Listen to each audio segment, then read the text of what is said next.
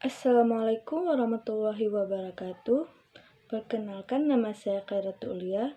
Saya dari Leting 18, kuliah di UIN Araniri, jurusan Biologi, Sains, dan Teknologi dengan NIM 1807030552. Kali ini saya mendapat tugas dari mata kuliah Biolaut dari dosen Bapak Ilham Zulfahmi yang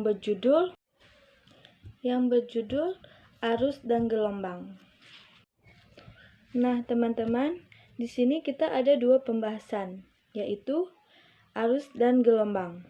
Yang pertama, saya akan membahas dulu tentang arus. Apa itu arus? Arus itu merupakan pergerakan yang disebabkan oleh perpindahan massa air dari satu tempat ke tempat yang lain. Nah, dari artinya, jika air hanya di satu tempat saja dan tidak berpindah ke tempat yang lain, itu artinya tidak ada arus sama sekali yang mengalir. Arus juga dapat kita ketahui memiliki dua tipe. Yang pertama, arus bawah, dan yang kedua, arus permukaan. Arus bawah itu dapat kita tandai dengan adanya air yang lebih padat, salinitasnya tinggi, dan juga turun mengalir ke bagian bawah permukaan. Sedangkan arus bawah dapat kita tandai dengan air yang kurang padat dan juga salinitasnya itu rendah. Dari situlah kawan-kawan kita dapat membedakan arus bawah dan arus permukaan. Nah, keberadaan air di arus bawah dapat kita tandai juga dengan berkisarnya antara 90% kurang lebih. Sedangkan arus permukaan itu berkisarnya 10% saja keberadaannya di air. Oh iya teman-teman, kita sudah menjelaskan banyak tentang arus. Selanjutnya, saya akan menjelaskan pula tentang gelombang. Menurut teman-teman, arus dan gelombang itu sama atau tidak? Dan jawabannya, ternyata arus dan gelombang itu merupakan dua hal yang berbeda. Di sini saya jelaskan, gelombang itu merupakan gerakan naik dan turunnya air dengan arah tegak lurus, dan juga akan membentuk suatu kurva atau grafik. Nah, mungkin teman-teman belum pernah melihat gelombang secara langsung atau tidak langsung. Baiklah, saya akan memberi contoh fotonya dan gambar yang jelasnya tentang gelombang. Nah, teman-teman, itu adalah contoh proses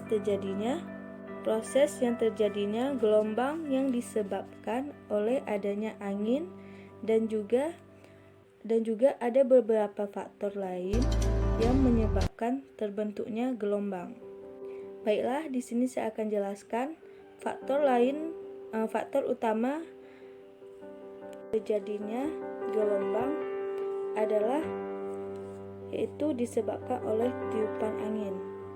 Semakin kuat tiupan angin, maka semakin besar pula gelombang yang akan terbentuk, dan bahkan juga bisa menyebabkan bencana.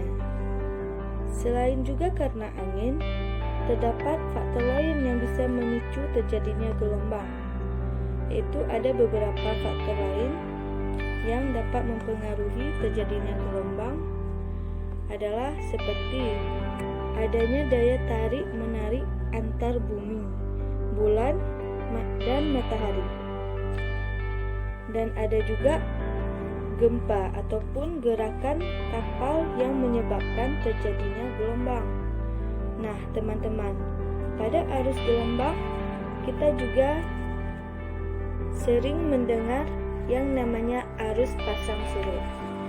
Arus pasang surut itu merupakan proses naiknya dan turunnya permukaan air laut karena pengaruh adanya gaya gravitasi pada dasarnya, dan ada 3 sumber gaya yang saling berinteraksi. Dalam proses pasang surut, Ada 3 gaya yang berinteraksi, di antaranya yaitu laut, matahari, dan bulan. Nah, kawan-kawan, lautan yang kita lihat sangat luas itu juga memiliki 3 lapisan. Yang pertama, lapisan permukaan, dan yang kedua, lapisan termopofit, dan yang ketiga, lapisan dalam. Pada lapisan permukaan dapat kita tandai dengan airnya hangat, karena lapisan permukaan itu dia langsung terkena paparan sinar matahari, makanya airnya terasa hangat pas kita mandi. Sedangkan lapisan termoklip merupakan lapisan transisi yang memiliki suhu hangat dan dingin, karena dia berada di tengah-tengah permukaan. Dan kemudian lapisan dalam dapat kita tandai dengan airnya yang dingin, karena dia kurang terkena paparan sinar matahari.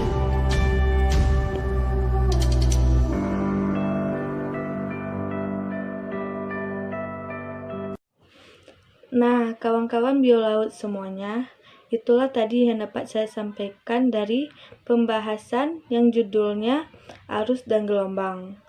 Bila ada kesalahan atau salah kata yang saya sampaikan, saya minta maaf karena saya lagi dalam proses belajar. Oke, saya akhiri. Wassalamualaikum warahmatullahi wabarakatuh.